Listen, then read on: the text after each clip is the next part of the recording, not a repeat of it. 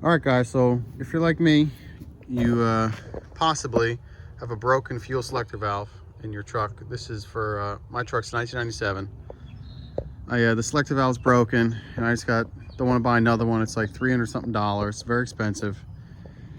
So I decided to only have one tank.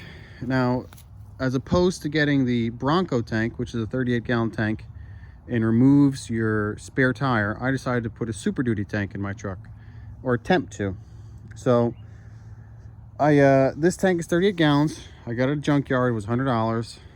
I've done a few things to kind of make it fit, or I hope it fits. I haven't actually test fitted yet. I think it's all assembled right now, ready to go in, so I'm about to stick it in. So if it doesn't fit, I won't post this video, but if it does fit, then this video will be up there. So first of all, your truck is going to have this stainless plate on the top of the fuel tank. This is 4 inches in diameter originally. Now that fit into the fuel tank that came from the factory. The problem, this came off of a 6-liter truck, a 2006. Their filler neck opening is 6 inches. So this 4-inch one will obviously just fall right inside. So I made it an 8-inch adapter. So this is 8 inches in diameter here. I just welded this, I tacked it on in different places. I'm afraid that if this doesn't work, I'll have to cut this off again. So that's why I only put RTV the rest of the way. But if this does work, then I would just weld it all the way around, unlike what I did. And you needed to keep this piece because you need this plug. This plug is what actually tells you the level of the gas tank. It's only one wire inside. I think it's the yellow wire. But without this, you won't have the level of the gas tank. So these 2 fuel lines here, I just clipped them off because I decided to put also on my truck a fuel sump. So I'm getting rid of pulling the lines off the top here. Everything's coming straight from the bottom. Now, just so you know, inside this tank, there was an additional filter that was stuck on the bottom of the tank. I just clipped that off. That way the float on this would still travel up and down. Now, you had to bend, or I had to bend this float because our tanks are only 9 inches tall. This tank, as you can see, is much bigger. It's 14 inches tall. So I just bent the float on here so it has 13 inches of travel. So when this says empty, there should be 1 inch still of fuel left, which would be, I don't know how many gallons, probably quite a bit, maybe, I don't know, 3-4 gallons left in the tank. So that'll be my reserve. I'm gonna pull these lines off before I stick it in the truck, and I'm just gonna put little plugs here and here so that doesn't leak. The filler neck, you unbolt it from your truck, and I got this petroleum hose.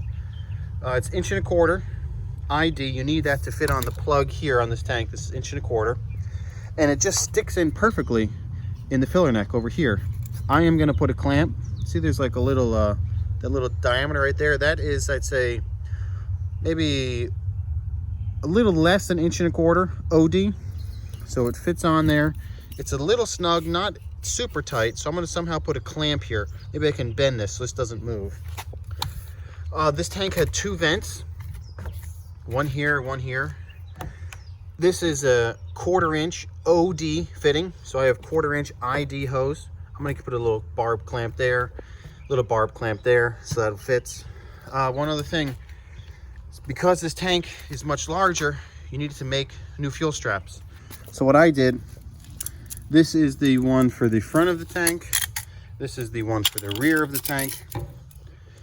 I just took the factory strap, cut it off, and I just welded an extension onto it. See that? Just welded an extension on and put a little piece of gasket here because I don't want the metal eating up this plastic tank. This one here is 35 inches long from tip up to tip. The back one is a little longer because the tank is a little deeper. If you see the front, it's more narrow where the strap goes. The strap goes right here. The back is much deeper. So this is 39 inches long, just so you guys know.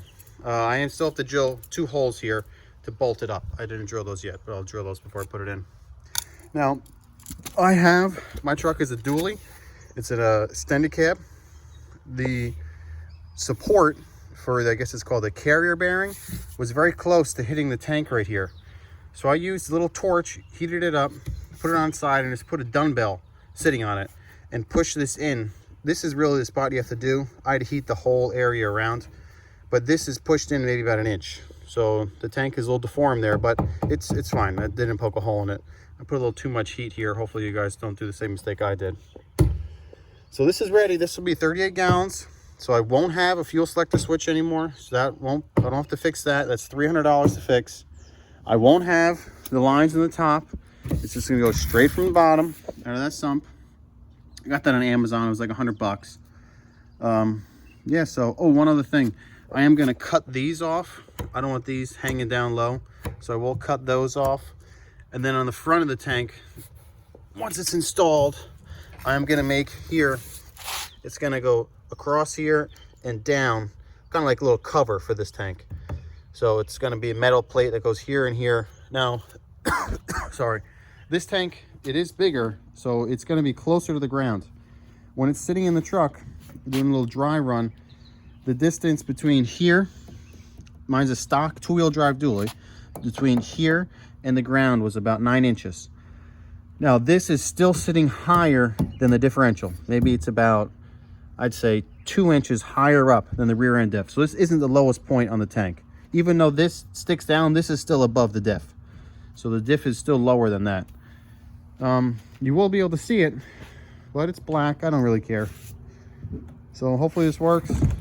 Once again, if the video's up, it worked. If the video's not up, then it didn't work. All right, thank you guys. Bye.